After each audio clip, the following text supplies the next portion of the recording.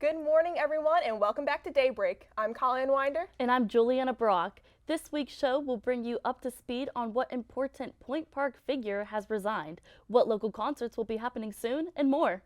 We'll tell you about how you can apply to be a resident educator and what company is developing a new diabetes medication here in Pittsburgh. Reporter Samuel Parator is here to share with you this week's Sideline Slice, and reporter Nick Konopka has this week's Politismack. Plus, stay tuned to hear reporter Addison Deal talk about the newest Beyonce drama in your entertainment update. All of this and more coming up. Wake up and smell the coffee, Pittsburgh. Daybreak starts right now.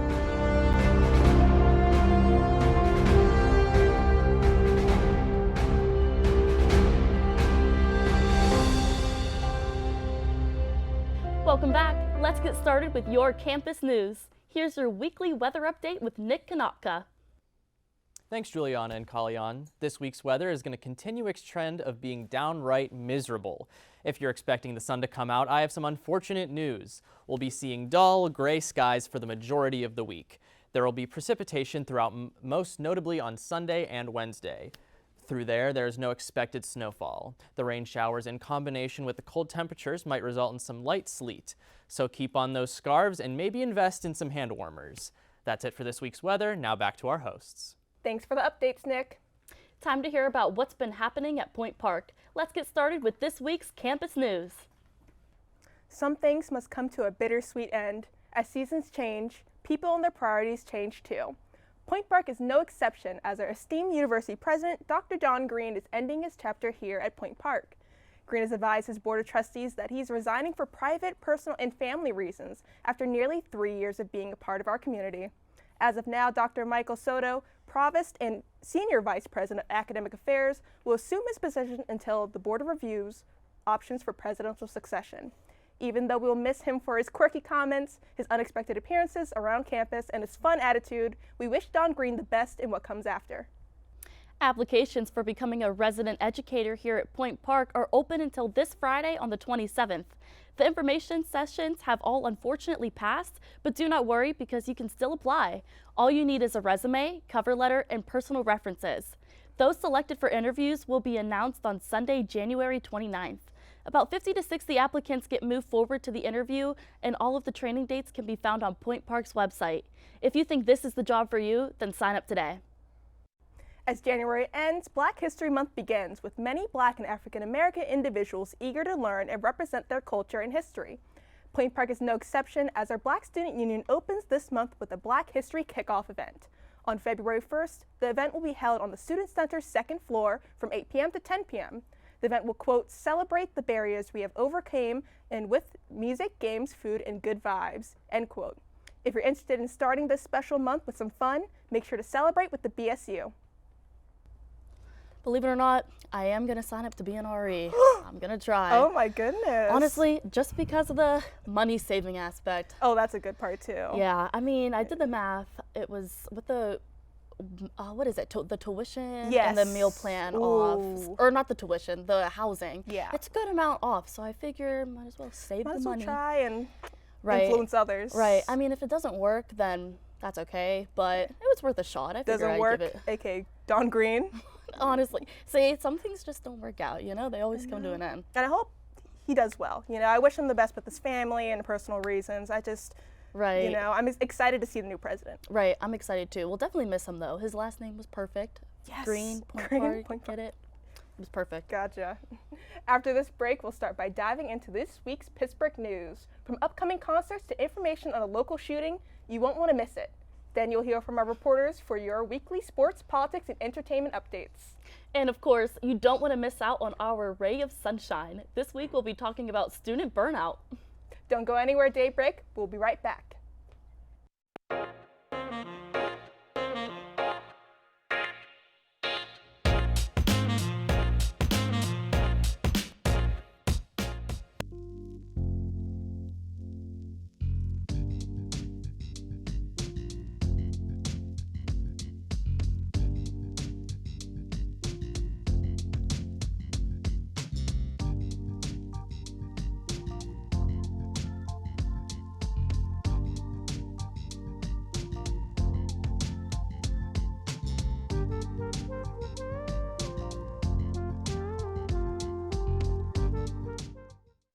morning, everyone, and welcome back. Welcome back. Welcome back to to Daybreak. Chicken Guy opened in PPG Place on Monday. The bridge would open before the 1 year marks. To check out the 20th annual gingerbread display. Share with you this week's ray of sunshine. We are still somehow hanging around in the playoff. It gives Georgia Democrats some hold onto the governing body. 200,000 people still in harm's way. This weather is perfect for those cozy nights indoors.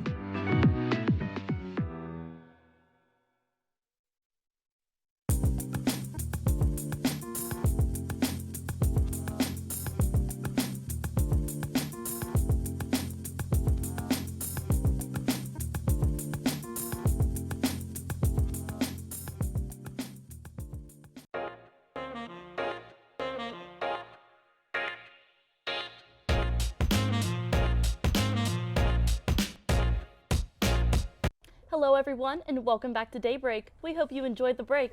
Now, without further ado, here's your city news. A French biotech company known as Adipo Pharma is opening its American headquarters here in Pittsburgh as they develop a new drug for type 2 diabetes. The location of the headquarters will be the old AGH Suburban Hospital site in Bellevue. The company uses research to try and reverse the type 2 diabetic body's need for insulin. Chair of Adipo Pharma, Jim Nolan, told KDKA that you want to prevent people from going on insulin in the first place, and their goal is for this drug to end or postpone the need for it. They say this will not be a cure for type 2 diabetes, as this disease can be brought on by lifestyle choices, but it can certainly help. Dr. Amit Bhargava, Vice Chair of Endocrinology at Allegheny Health Network, encourages the opening of headquarters in Pittsburgh. He says it is a great location to hold clinical trials, as an estimated 1.5 million Pennsylvania residents have diabetes, and 3.5 million are pre-diabetic, meaning they have higher blood sugar levels than normal.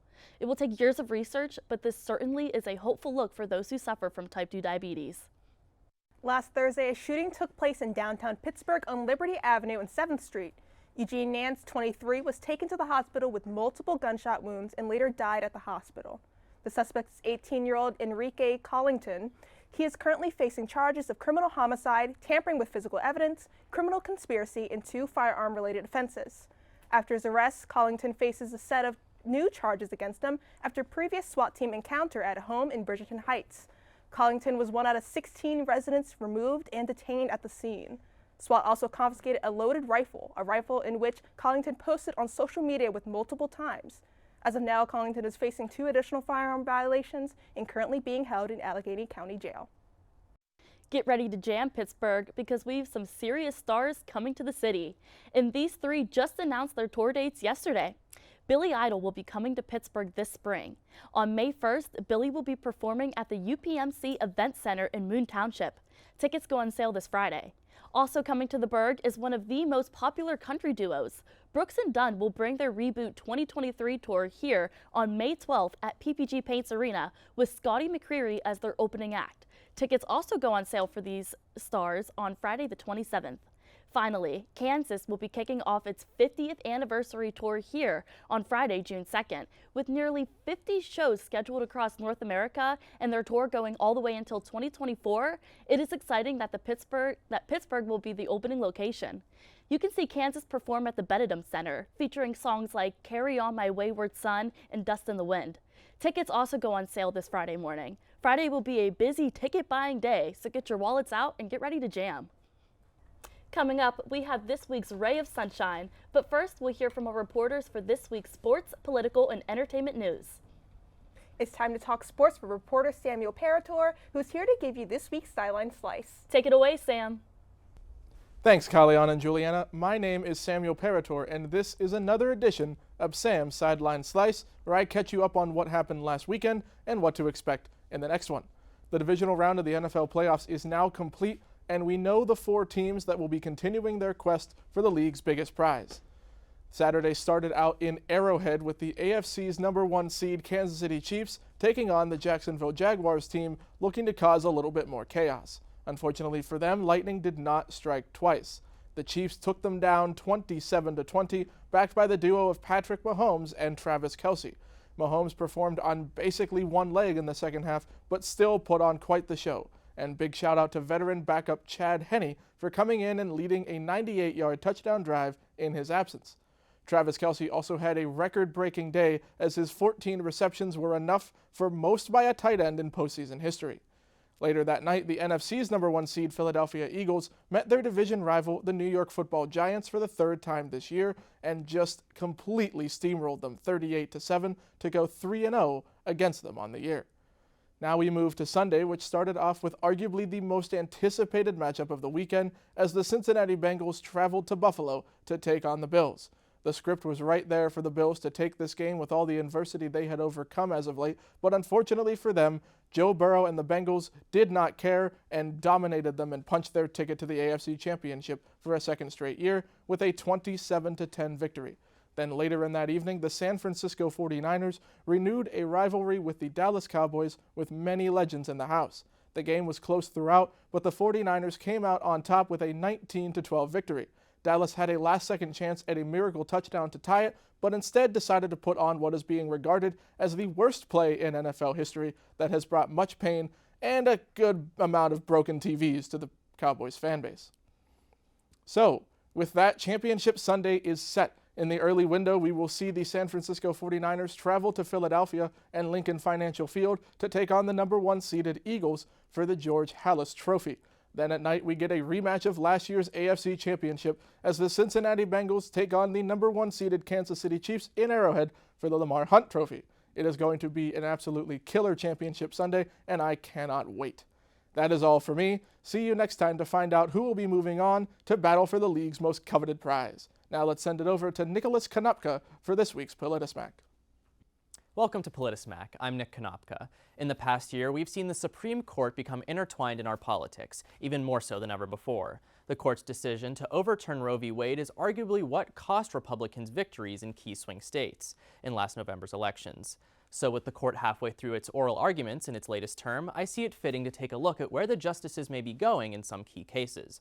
Starting off with the case of 303 Creative v. Elenis. In this case, Christian web designer Lori Smith argues that a Colorado law banning businesses from discriminating on the basis of sexual orientation violates her right to free speech. According to Smith's representation, the law would require her to, quote, create a message that celebrates something that she believes to be false, end quote. That would be if a same-sex couple were to enlist her services. The court's 3 liberal justices took issue with this argument, saying that simply creating a wedding website does not constitute speech. They also argued that a ruling in favor of Smith may open the door to other companies to discriminate against minorities. The conservative justices in the court contended that because the website is customized and not a product on a shelf, as Justice Gorsuch put it, then it should be treated differently. Due to the conservative bent of the court, it appears that the ruling may come down in favor of the web designer, but not extend to the case of a Christian baker denying a cake for a same-sex couple. The second issue on our PolitiSmack docket is the argument over affirmative action in higher education. In a double feature of hearings, the conservative justices labeled the term diversity as too vague, while the liberal justices argued that race should be a factor in college admissions to present inequities in the workforce.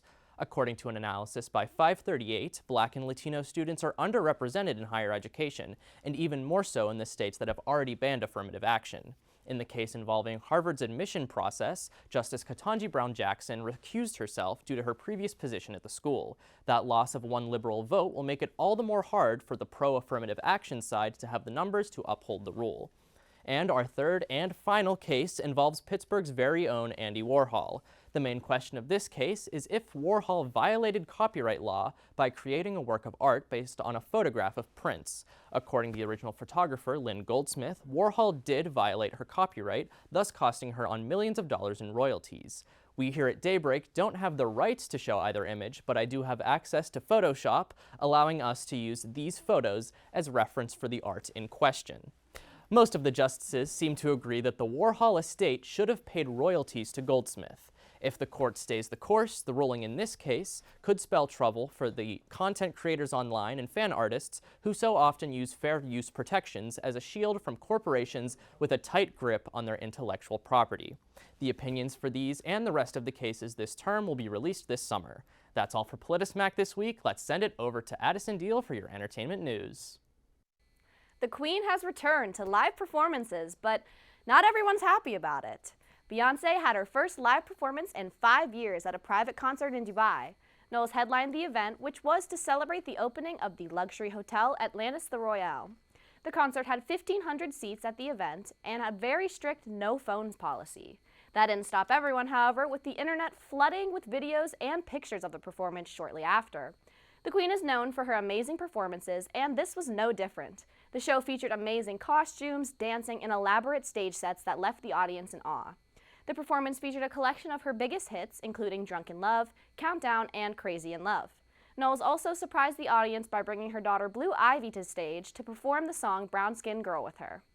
While the performance was one to remember, Knowles is facing some backlash from fans about performing in Dubai.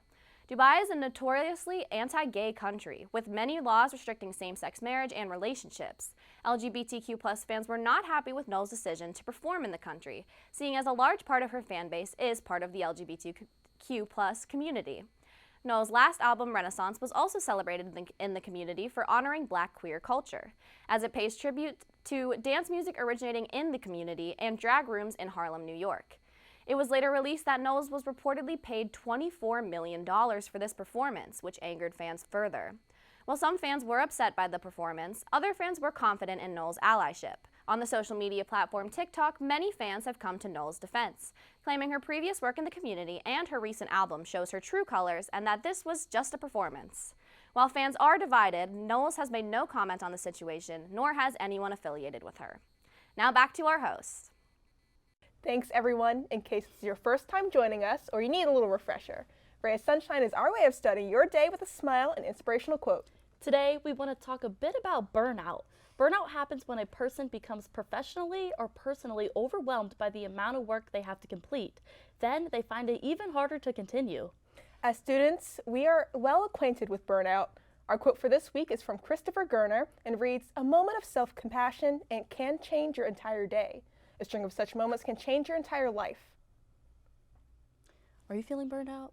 Ooh, girl, yes. It's only like the third week. It's only the third week into the second semester, and I'm like, I don't know. Maybe it's just because I was playing catch up, but yeah, I definitely feel it. Doing so many like clubs and activities along with schoolwork has been definitely a struggle. Right. Like going to class hasn't been the struggle yet. It's been like coming back to my room and then doing work.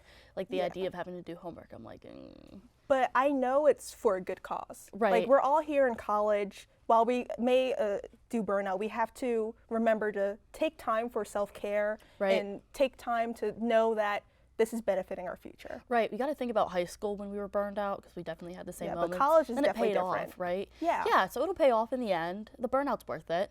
Just gotta grind through it, I guess. Yes. Just gotta take care of yourself in the meantime. Please take care of yourself. Yeah, absolutely.